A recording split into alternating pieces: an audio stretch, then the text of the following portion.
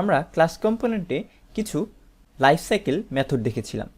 সেরকম মেথড যদি আমরা ইউজ করতে চাই আমাদের ফাংশনাল কম্পোনেন্টে, তাহলে আমাদের একটা নতুন ফিচার বা নতুন একটা কিওয়ার্ডকে ইম্পোর্ট করতে হবে, যেটার নাম হচ্ছে ইউজ ইফেক্ট। এই ইউজ ইফেক্টটা আমরা কমা দিয়ে ইউজ ইফেক্ট লিখলেই দেখেন চলে আসছে ইউজ ইফেক্ট। এই ইউজ ইফেক্টটাও ইউজ স্টেটের মতো একটা ফাংশন। তো এইটাকে আমরা যেটা করব, শুরুতেই আমরা এটা ইমপ্লিমেন্ট করে ফেলছি। এই ফাংশনের ভেতরে আমরা চাইলে আরেকটা ফাংশন ইমপ্লিমেন্ট করতে পারি। তো এইখানে আমরা যেটা করব, একটা অ্যানোনিমাস অ্যারো ফাংশন আমরা ইমপ্লিমেন্ট করে ফেলবো এবং এর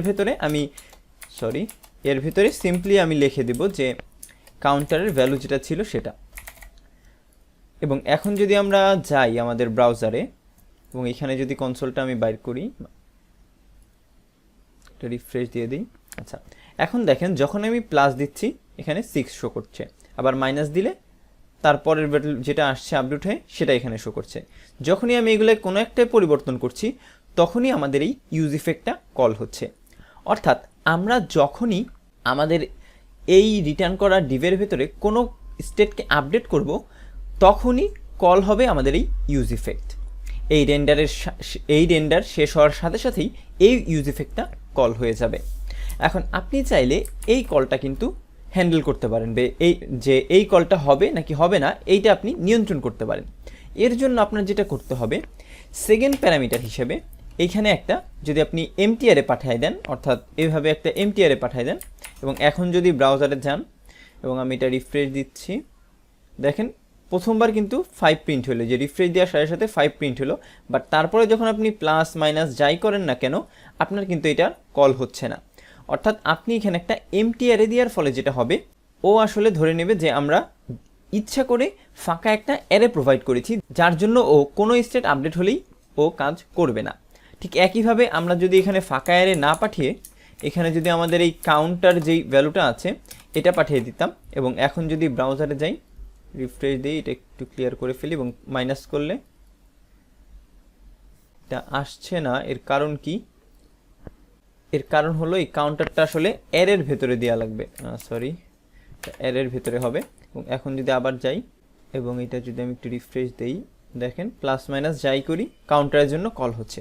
তো আপনার যদি কখনো এরকম থাকে যে মাল্টিপল স্টেট আছে, যে এই লেটটাই আমি কপি করে নিচ্ছি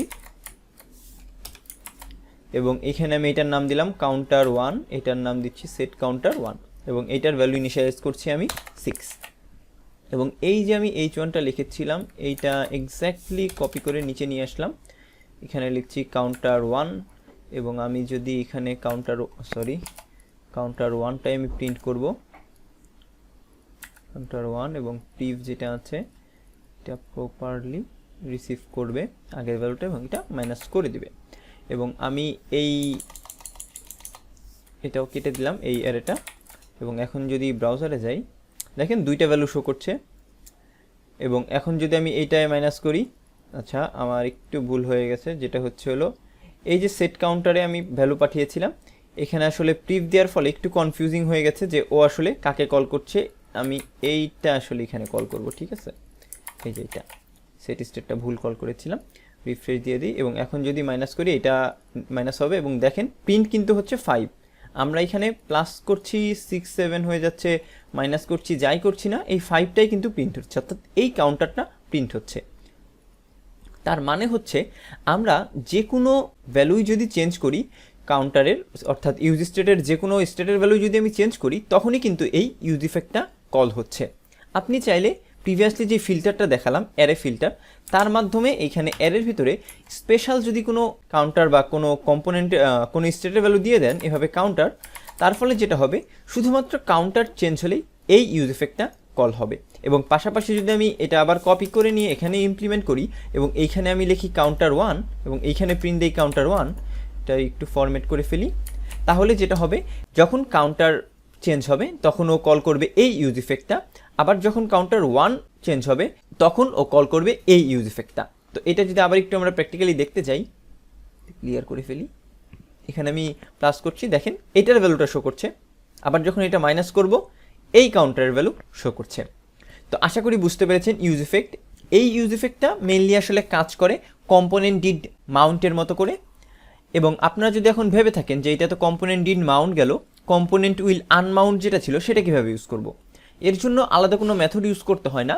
আমরা যদি এখানে রিটার্ন করে কোনো ভ্যালু লিখে দিই, যে রিটার্নে আমরা একটা ফাংশন এক্সিকিউট করে দিই, অ্যারো ফাংশন অ্যানোনিমাস, এবং এইখানে যদি আমরা কম্পোনেন্ট উইল আনমাউন্টেড কোডটা লিখি, তাহলেই সেইটা আসলে বোঝাবে আমাদের এই কম্পোনেন্ট থেকে যখন আমি সরে যাব বা অন্য কোনো কম্পোনেন্টে চলে যাব, তখন এই লাস্টের পার্টটা এক্সিকিউট হবে। তো আশা করি বুঝতে পেরেছেন কিভাবে ইউজ ইফেক্ট কাজ করে। আজকের ভিডিও এ পর্যন্তই, সবাইকে ধন্যবাদ।